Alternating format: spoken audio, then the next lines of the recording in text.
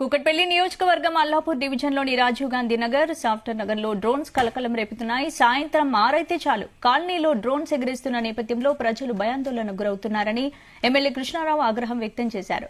GHMC revenue పేరుట నోటీసులు ఇచ్చి రాత్రి సమయాల్లో డ్రోన్లతో సర్వే చేస్తూ ప్రజల్లో కొత్త భయాన్ని సృష్టిస్తున్నారని మండిపడ్డారు. ఇలాంటివి ఉపేక్షించేది లేదని ఎమ్మెల్యే కృష్ణారావు స్పష్టం చేశారు. గత 3 రోజులుగా కాలనీలో డ్రోన్స్ చక్కర్లు కొడుతున్నాయని, వెంటనే దీనిపై పోలీసులకు ఫిర్యాదు చేస్తామన్నారు. నియోజకవర్గంలో 20 రోజుల వ్యవధిలోనే 2 చనిపోవడం ఆందోళన కలిగించే విషయమన్నారు. ఎవరు కూడా భయపడాల్సిన పని లేదని, తమ అందరికీ ఎమ్మెల్యేగా ఎప్పుడూ అండగానే ఉంటానని భరోసా ఇచ్చారు.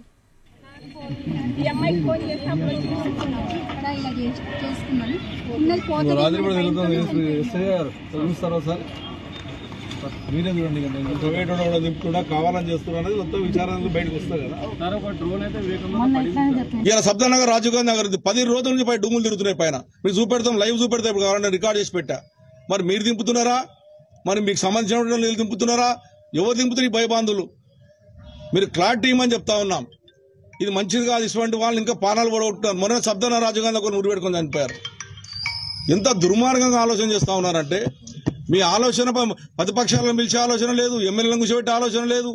ఎమ్మెల్యేలు 24 మంది ఎమ్మెల్యేలు హైదరాబాద్ నగరంలో, 150 మంది కార్పొరేటర్లు ఉన్నాం, 30 మంది ఎమ్మెల్సీలు ఉన్నాం, 3 ఎమ్మెల్యేలు ఎంపీలు ఉన్నారు, రాజ్యసభలు ఉన్నారు. అందరూ పిలవండి, మంచి పని చేద్దాం, ఈ రకంగా సహకరించండి, ప్రజలకు సాయం చేద్దామని చెప్పండి.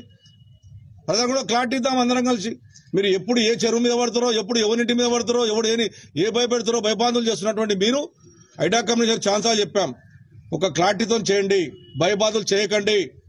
నీ పోలీసుల ప్రొడక్షన్ దాకా మీ పోలీసులు చెప్పినంటారు. మీ కుక్కట్పల్లి పోలీసులు చెప్పాం కాబట్టి ఏం లేదు అని చెప్తున్నావు అంటాను. నీ కుక్కట్పల్లి పోలీసులు రమ్మానండి.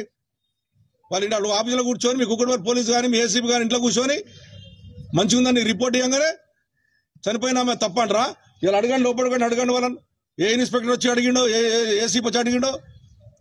ఇది మంచిది కాదు, ఈ మంచి పద్ధతి కాదు. ఇది హైదరాబాద్ నగరంలో ప్రజలు భయభ్రాంతులు చేస్తా ఉన్నావు. ఇది మంచిది కాదని చెప్పి హెచ్చరిస్తా ఉన్నాను.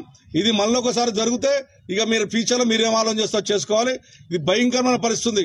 దీనికి ముఖ్యమంత్రి గారు సమాధానం చెప్పాలి. మీరు అర్జెంట్ గా, ఎమర్జెన్సీగా, ఇమ్మీడియట్ గా చేయాలనుకున్న పనిని ఎమ్మెల్యేల మీటింగ్ పెట్టండి, సభ పెట్టండి. నేను ముఖ్యమంత్రిగా డిమాండ్ చేస్తా ఉన్నాను. దీన్ని ఆపండి. మొత్తం అందరిని కూర్చోబెట్టి న్యాయబద్ధంగా ప్రజలకు ఏ ఇబ్బంది జరగకుండా, ప్రజలకు అన్యాయం జరగకుండా చేద్దామంటే చెప్పండి. అందరం కూర్చుందాం. హైదరాబాద్ నగరం డెవలప్ చేయడానికి మేము కూడా సహకరిస్తాం. కానీ హైదరాబాద్ ప్రజలు ప్రాణాలు పోతే ఊకునే ప్రసక్తి లేదని చెప్పి నేను గవర్నమెంట్ హెచ్చరిస్తా ఉన్నాను.